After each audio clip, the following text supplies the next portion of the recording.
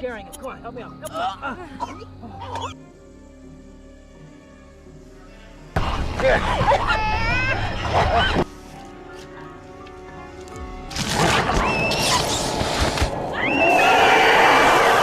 तो गाइस, एक एक्सपेरिमेंट लोगों की लाइफ को किस तरह से इफेक्ट कर सकता है? क्या लोगों की लाइफ एक एक्सपेरिमेंट से ज़्यादा कीमती है? मैं दरअसल यही आपको आज की कहानी में बताने जा रहा हूँ। मूवी की कहानी स्टार्ट होती है एक इन्फेक्टेड आदमी से, जिसके पीछे पुलिस लगी हुई थी। वो जंगल में भाग रहा था। वो आदमी एक लेक के पास आ गया था। पुलिस वालों से बचने के लिए वो एक लेक में जंप कर देता है। नदी में छलांग मारने के बाद वो पानी में घुल जाता है। अब उसका कोई सितर नहीं मिल सकता। तो सीन कट होता है तो कुछ साल पहले मैसन नाम के साइंटिस्ट ने लोगों पर ह्यूमन ग्रोथ प्रोग्राम को लोगों के ऊपर एक्सपेरिमेंट किया था। इस एक्सपेरिमेंट के चलते हुए उसने कुछ लोगों के ऊपर पैरासाइट इंजेक्ट किए थे। लोगों को डीएनए को मुकम्मल तौर पर बदल कर उसने एक सुपर ह्यूमन ब्रेन बनाए हुए थे। लेकिन एक्सपेरिमेंट के उल्टा असरात होने पर पूरा आइलैंड तबाह हो गया था। उस आइलैंड में मैसन भी वहीं पर मर चुका था। इधर 20 साल बाद मैसन की भतीजी जैनी अपने दोस्तों के साथ जस्टिन, मार्को और क्रिस्टन के साथ उस आइलैंड पर आते हैं। लेकिन जैमी का मकसद था उस आइलैंड पर मैसन के होम को साफ कर वो उसे सेल आउट करने का। तभी उस घर में आ जाते हैं तो जैमी उसके रूम में जाती है। इस रूम में वो दरअसल अकेली रहा करती थी और अगली सुबह क्रिस्टन अकेले ही जॉगिंग के लिए जाती है। लेकिन जस्टिन को ये बात उसके जाने के बाद में पता चलती है। जहाँ पर क्रिस्टन जॉगिंग के लिए जा रही थी वहाँ पर वो पेड़ पर कोई निशान बनाती जाती है ताकि वो रास्ता ना भूल जाए। तभी वो वहाँ पर देखती है कि वहाँ के कुछ लोग ब्लैक ड्रेस पाकर कुछ रिचुअल कर रहे हैं। क्रिस्टन को ये बात पता भी नहीं थी कि एक ब्लैक ड्रेस पहने हुए आदमी उसको नज़र में रख रहा है। और इस तरफ हम देखते हैं कि डिना डॉक्टर मैडोकर के साथ एक पैरासाइट इन्फेक्टेड जो कि डेड बॉडी होती है उस पर कुछ एक्सपेरिमेंट कर रही थी। तभी डॉक्टर इसको पैरासाइट के बारे में सारी बीमारियों के बारे में बताता है। ये पैरासाइट इंसानों को सुपर ह्यूमन बनाता है और उनके डीएनए से खुद का पेट भी भरता है। जीना को ओको पैरासाइट दिखाता है। तभी वहाँ पर कोई आता है।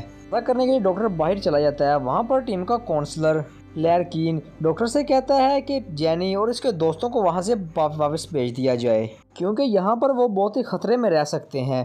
तभी जीना के बाहर से चीखने की आवाज़ सुनाई देती है। जीना दरअसल उसी पैरासाइट में इन्फेक्ट हो चुकी थी। जैक ऑफिसर इसको शूट कर देता है। इस तरफ लार्किन जिमी से मिलकर उसको अपना असली नाम बताता है। लेकिन इसको बचने के लिए यहाँ पर आइलैंड पे लोगों से पहले परमिशन लेना होगी। लेकिन ये बात जिमी मार्को को नहीं बताना चाहती थी। और इस तरफ जस्टिन और मार्को जो कि लेक पर बैठकर बातें कर रहे थे। तभी जस्टिन पानी में स्विमिंग करने जाता है। उसके बाद वो आता है और क्रिस्टियन के साथ इंटीमेट होता है। उसी दौरान पानी से निकले हुए एक इन्फेक्टेड पैरासाइट की वजह से जस्टिन इन्फेक्टेड हो जाता है। उसको अपनी बॉडी में कुछ अजीब महसूस होता है। तभी ये बात क्रिस्टियन जाकर मार्को और जिमी को बताती है। तभी ये लोग जस्टिन को घर में लाकर बेड के ऊपर सुला देते हैं। जैमी और सारा आसपास मदद मांगने के लिए जाते हैं। वो एक घर में जाते हैं और उस घर के ओनर से मदद मांगते हैं। लेकिन वो घर का ओनर इसको कोई जवाब नहीं देता है। दरअसल वो ओनर भी इन्फेक्टेड होकर मर चुका था।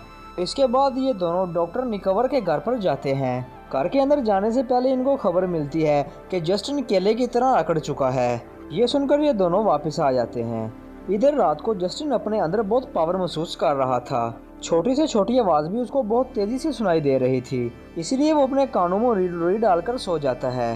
लेकिन उसको इन्फेक्टेड होने की वजह से नींद नहीं आ रही थी। वो पास के ही एक बार में चला जाता है। वहाँ पर बैठे हुए एक लड़की के दिल की आवाज़ भी वो बहुत गौर से सुन पा रहा था। उसके पास जाकर वो यही बातें उसको बताता है और उसको इम्प्रेस करता है।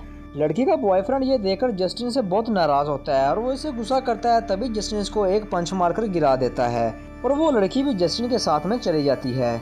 दोनों एक जगह पर आकर इंटीमेट हो रहे थे। उसी वक्त जस्टिन के कान से रुई निकल जाती है। तभी जस्टिन के कान से एक पैरासाइट निकलता है जिसको देखकर वो लड़की डर जाती है। तभी जस्टिन उस लड़की का गला दबाकर उसको मार डालता है। और अगली सुबह जैमी ब्रेकफास्ट लेकर इसके रूम में आती है और जस्टिन को इधर उल्टियाँ होने लग जाती है। वो ये नोटिस करता है कि उसकी उल्टी में उसको 2-3 पैरासाइट्स नजर आ रहे हैं। तभी धीरे धीरे जस्टिन अपनी सुपर पावर को एक्सप्लोर कर रहा था। और इधर सुबह जब क्रिस्टल यहाँ पर जॉगिंग कर रही थी तो एक काला कपड़ा पहने हुए इंसान उसके ऊपर हमलावर हो जाता है।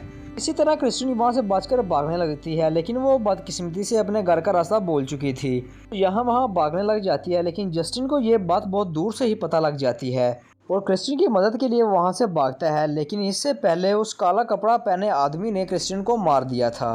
और इधर घर पर डॉक्टर निकावर और ये इनका जो टाउन का मैनेजर होता है वो इनसे पूछने के लिए आते हैं और इनसे पूछते हैं कि कोई बीमार तो नहीं है। तभी ये दोनों जेमी को उसी लड़की की लाश की फोटो दिखाते हैं जिस लड़की को जस्टिन ने कल रात को मारा था। उनके घर में जस्टिन ही बीमार हुआ था। तभी लार्किन जस्टिन को मारने का ऑर्डर दे देता है।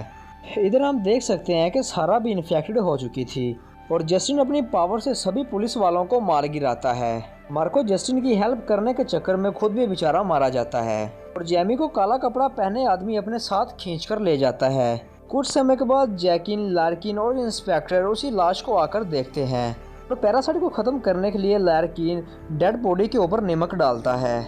इसी दौरान वो डॉक्टर जो कि पैरासाइट से इन्फेक्टेड हो जाते हैं, ये देखकर जैक उनको मार डालता है।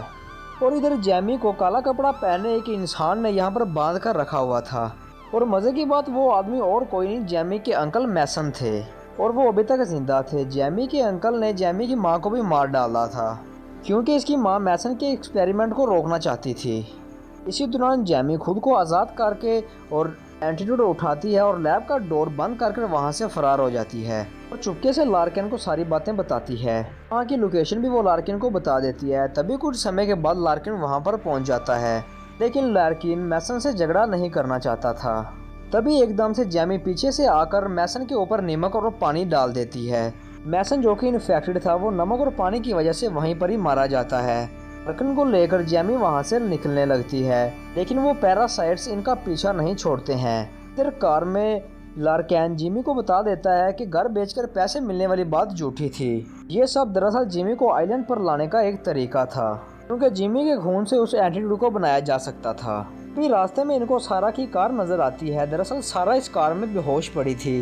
सारा का बच्चा भी जो कि गाड़ी में था। उसी वक्त सारा जिमी के ऊपर अटैक कर देती है।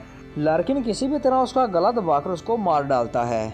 लार्किन और जेमी जो कि बोट से भागने वाले थे, जस्टिन का ध्यान बटाने के लिए लार्किन जस्टिन के पास जाकर उसके फेस पर नमक डालता है। जस्टिन जख्मी तो हो जाता है, लेकिन वो लार्किन के गले पर काट लेता है जिससे लार्किन मर जाता है। अब इधर बोट लेकर जेमी यहाँ से भाग रही थी।